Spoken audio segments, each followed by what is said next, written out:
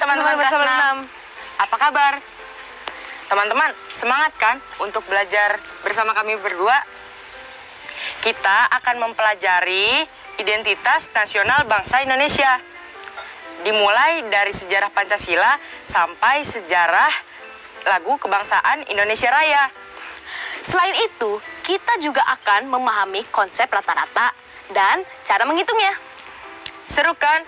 Selamat belajar teman-teman kelas 6.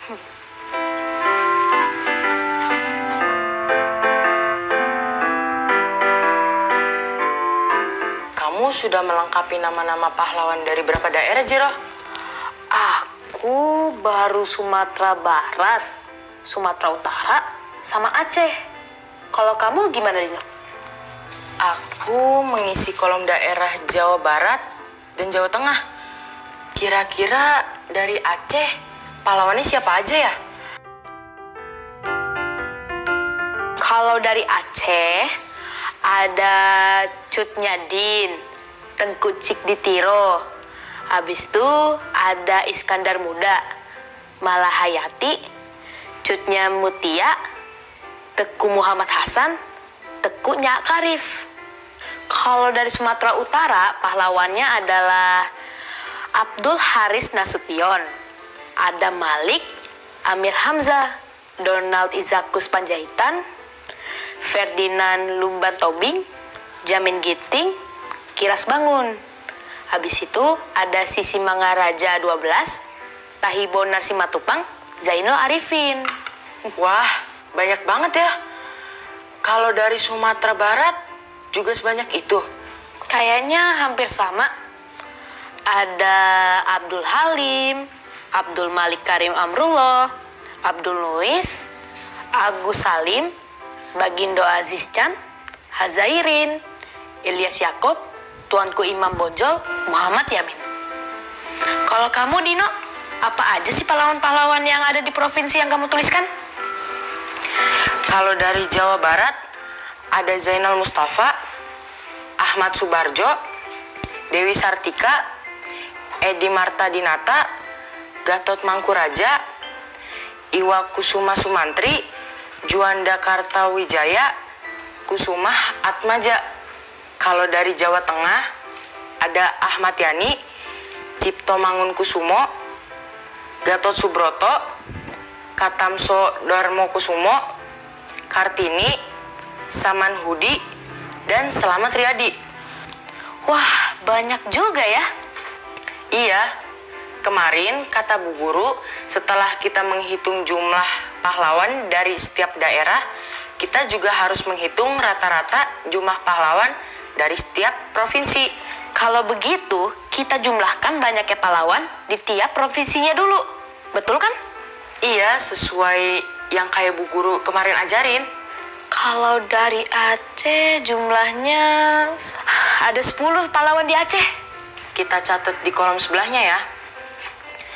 10 pahlawan. Kalau Sumatera Utara ada 10 juga. Kalau di Sumatera Barat ada 9. Kalau dari Jawa Barat ada 8 pahlawan. Dan dari Jawa Tengah ada 7 pahlawan. Kamu catat rumus yang kemarin diajarkan Bu Guru nggak? Ada nih. Rata-rata bisa dihitung dengan menjumlahkan semua data lalu dibagi banyak data. Berarti kita jumlahkan dulu semua pahlawan dari seluruh provinsi, lalu kita bagi dengan jumlah provinsinya. Kita dapat menggunakan min atau rata-rata untuk menentukan satu bilangan yang mewakili keseluruhan data, yaitu dengan cara menjumlahkan semua data dan dibagi dengan banyaknya data. Ya udah yuk, kita menghitung. Teman-teman di rumah, yuk kita menghitung bersama. Data yang pertama 10, ditambah data yang kedua 10, tambah data yang ketiga. Pahlawan dari Sumatera Barat, jumlahnya 9. Tambahkan data selanjutnya 8. Lalu data terakhir 7. 10 ditambah 10 ditambah 9 ditambah 8 ditambah 7 sama dengan 44. Lalu kita bagi banyaknya provinsi yang kita hitung tadi. Ada 5. Hasilnya 8,8 berarti rata-rata atau min jumlah pahlawan dari tiap provinsi adalah 8,8 orang. Teman-teman di rumah, samakan hitungannya dengan kami.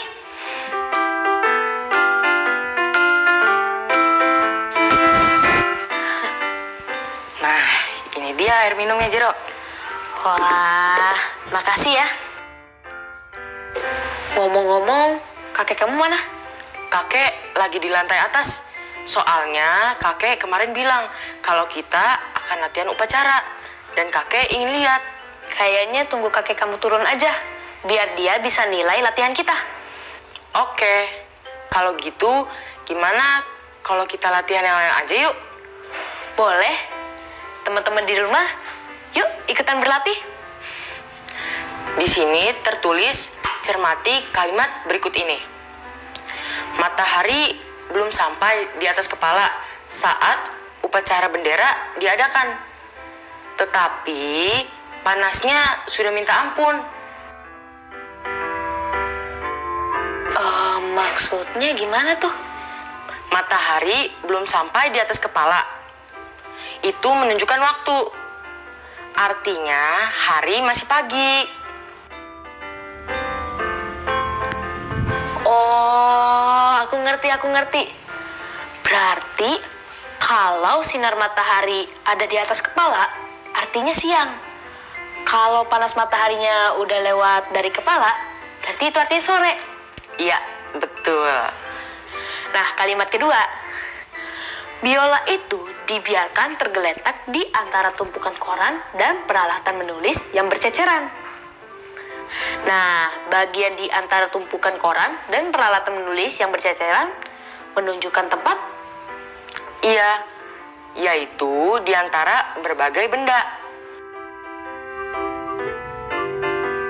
Jadi, kedua kalimat itu adalah kalimat deskripsi. Kalimat deskripsi adalah kalimat yang menggambarkan keadaan, bentuk, atau suasana. Hal yang dapat dideskripsikan antara lain orang, benda, waktu, dan tempat. Kalimat deskripsi ini membantu pembaca membayangkan dan merasakan apa yang sedang dibicarakan. Kita juga latihan membuatnya yuk. Ayo kita buat 2 kalimat deskripsi. Yang pertama untuk menjelaskan waktu. Dan yang kedua untuk menjelaskan tempat atau lokasi. Teman-teman juga membuat kalimat deskripsi di buku catatan kalian masing-masing ya. Selamat berlatih ya teman-teman.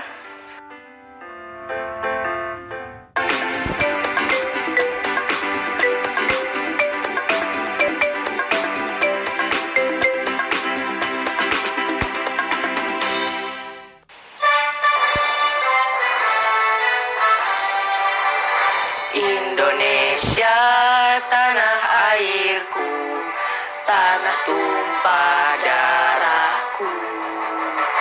Di sanalah aku berdiri, jadi pandu ibuku. Indonesia kebangsaanku, bangsa dan tanah airku. Marilah kita berseru, Indonesia bersatu. Hiduplah tanahku, hiduplah negeriku, bangsaku, rakyatku semuanya. Bangunlah jiwanya, bangunlah badannya untuk Indonesia Raya.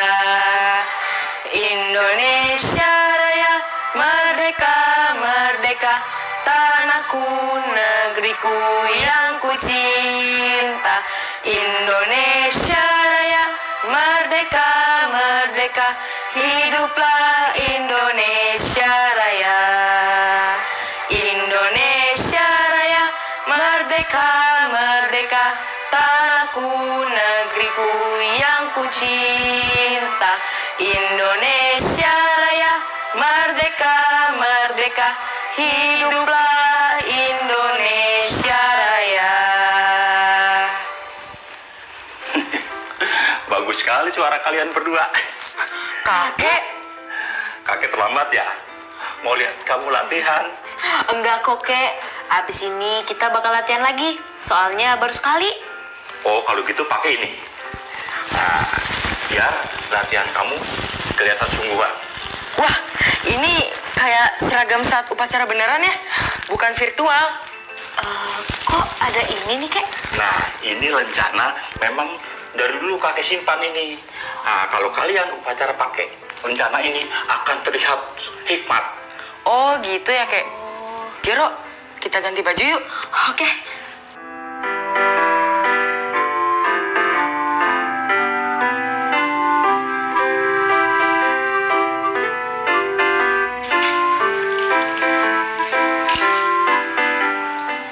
Kakek, gimana? Bagus gak? Wah, keren banget kalian berdua. Wah, loh, rencananya kok dipasang di situ? Loh, emang seharusnya di mana kek? Di topi. Nah, sini kakek benerin.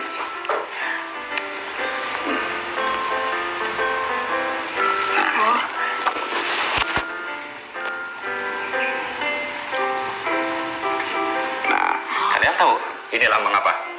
Ini lambang burung Garuda, Kek. Garuda adalah identitas negara kita. Hah? Identitas? Iya, nah, sekarang duduk dulu ya, yuk. Nah, iya, setiap negara memiliki identitas masing-masing. Identitas itu ibarat tanda pengenal suatu bangsa. Nah, identitas membuat suatu bangsa berbeda dari bangsa lainnya. Berarti bendera juga identitas dong. Soalnya di setiap negara benderanya berbeda-beda. Benar sekali, Jero. Penggunaan identitas nasional bangsa Indonesia seperti bendera merah putih, Garuda Pancasila, bahasa Indonesia, dan lagu kebangsaan Indonesia Raya yang diatur dalam Undang-Undang Nomor 24 Tahun 2009. Kalau Pancasila bukannya dasar negara ya kek? Memang, Pancasila dasar negara Indonesia, sekaligus sebagai ideologi negara. Pancasila utuh dan kokoh selamanya, sebagai pedoman rakyat Indonesia dalam kehidupan berbangsa dan bernegara. Bagaimana sejarahnya Pancasila jadi dasar negara kita, Kek? Jadi, dulu di tahun 1945, pada tanggal 1 Maret, dipersiapkan BPUPKI atau Badan Penyelidik Usaha-Usaha Persiapan Kemerdekaan Indonesia. Lalu, Muhammad Yamin dan Supomo mengusulkan 5 azas dan prinsip Indonesia Merdeka. Usulan rumusan Pancasila disampaikan Presiden Soekarno pada 1 Juni 1945 dalam sidang BPUPKI. Dengan 5 azas ini diharapkan bisa menjadi pemersatu bangsa.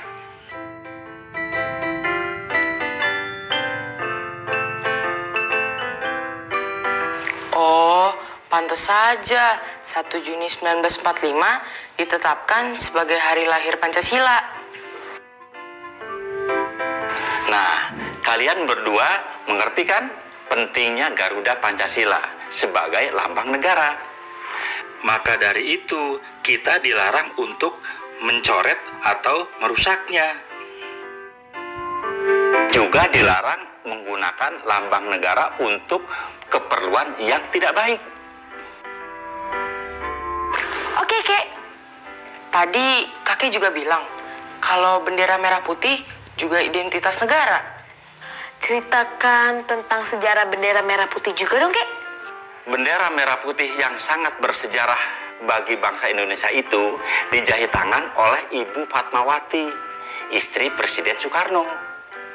Terdiri atas 2 warna, merah di atas dan putih di bawah. Dengan ukuran 2:3.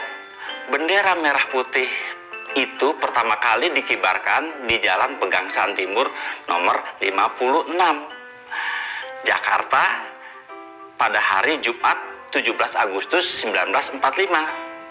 Kalau bahasa Indonesia? Kalau bahasa Indonesia pertama kali diusulkan pada tahun 1926 dan dideklarasikan pada saat Sumpah Pemuda. Nah, kalian berdua ingat nggak kapan Hari Sumpah Pemuda? Ingat kek, tanggal 28 Oktober kan? Tapi Dino lupa tahunnya kek. Betul, tahunnya itu 1928. Nah, bahasa Indonesia itu terbentuk dari berbagai bahasa, yaitu bahasa Sanskerta, bahasa Arab, bahasa Cina, bahasa Portugis, bahasa Belanda, dan berbagai bahasa daerah. Hah? Banyak banget, Kek. Iya, karena dulu kan Indonesia menjadi negara yang sering disinggahi orang-orang dari berbagai negara. Maka masyarakat kita juga menyerap bahasa-bahasa yang mereka gunakan. Tapi akhirnya bahasa Indonesia inilah yang wajib dipakai sebagai bahasa resmi. Nah, terbayang nggak kalau orang Indonesia dari berbagai daerah dengan bahasa yang berbeda ngobrol tapi menggunakan bahasanya masing-masing? Nanti bisa-bisa nggak nyambung kek. Kan bahasa daerahnya beda-beda. Nah, itulah mengapa bahasa Indonesia menyatukan semua masyarakat dari Sabang sampai Merauke. Walaupun kamu mengobrol dengan orang Ambon, kalau pakai bahasa Indonesia pasti bisa saling mengerti. Nah, sekarang tentang lagu kebangsaan kita. Indonesia Raya kek. Iya, betul. Nah, kalian tahu siapa pencipta lagunya? W.R. Supratman kek. Betul. Kepanjangan dari WR itu apa? Nah, WR itu singkatan dari Wage Rudolf. Jadi, nama panjangnya adalah Wage Rudolf Supratman. Oh iya ya, Bu Guru pernah menjelaskan juga. Iya, dulu W.R. Supratman membawakan lagu Indonesia Raya dengan biolanya pada Kongres Pemuda kedua pada tanggal 28 Oktober 1928. Kek, bukannya lagu Indonesia Raya udah ada setelah merdeka? Tapi tadi kakek bilang sudah ada dari tahun 1928, sudah dibawakan oleh Pak W.R. Supratman. Indonesia Raya dipilih sebagai lagu kebangsaan saat proklamasi kemerdekaan pada 17 Agustus 1945. Jadi istilahnya sebelum merdeka itu belum resmi jadi lagu kebangsaan. Oh begitu, kalau gitu Jero mengerti. Setiap orang wajib berdiri tegak dan memberi hormat ketika lagu Indonesia Raya dikumandangkan. Oh iya kek. Wah, Dino baru tahu. Karena biasanya Dino berdiri dan hormat sambil menyanyikan lagu itu saat upacara. Dan yang selama ini dihafalkan sebagian besar rakyat Indonesia adalah lagu Indonesia Raya satu stanza. Nah, sedangkan lagu Indonesia Raya terdiri dari 3 stanza atau bait. Kakek pernah cerita ke Dino tentang sejarah kemerdekaan Indonesia. Ayo kek, cerita lagi untuk Jero dan teman-teman di rumah. Sebagai bangsa Indonesia, kita harus tahu sejarah kemerdekaan kita. Kemerdekaan negara Indonesia diraih melalui perjuangan yang panjang dan berat. Selama 350 tahun, negara kita di bawah kekuasaan kolonial Belanda dan dilanjutkan 3,5 tahun dijajah Jepang. Belum lagi bangsa-bangsa lain yang menduduki negara kita jauh sebelum kedatangan Belanda. Pembacaan teks proklamasi menjadi puncak perjuangan bangsa kita. Saat sebelumnya di tanggal 1 Maret 1945 dibentuk BPUPKI, lalu di tanggal 7 Agustus 1945 dibentuk juga PPKI atau kepanjangannya Panitia Persiapan Kemerdekaan Indonesia. Di tanggal 14 Agustus 1945, Jepang menyerah kepada sekutu tanpa syarat. Di tanggal 16 Agustus 1945, para pemuda membawa Bung Karno dan Bung Hatta ke Rengas Dengklok, mendesak agar segera memproklamirkan kemerdekaan. Malamnya Bung Karno dan Bung Hatta merumuskan naskah proklamasi di rumah Laksamana Maeda. Naskahnya diketik oleh Sayuti Malik. Proklamasi atau pengumuman kemerdekaan disambut sukacita oleh rakyat Indonesia. Insinyur Soekarno dan Muhammad Hatta dikenal sebagai proklamator Indonesia. Mereka, para pemuda dan semua orang yang berjuang untuk meraih kemerdekaan patut dihargai. Sebab dengan kemerdekaan, kedaulatan bangsa Indonesia diakui oleh seluruh dunia. Ternyata sesulit itu ya mencapai kemerdekaan.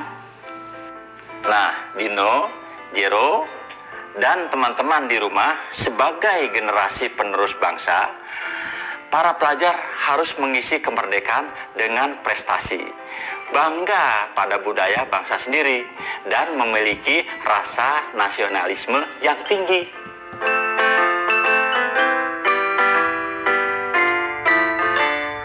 Dino mengerti, Kek. Jero juga. Hebat cucu-cucu kakek.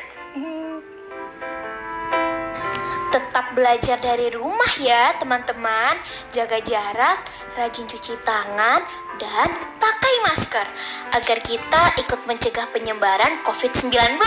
Sampai jumpa.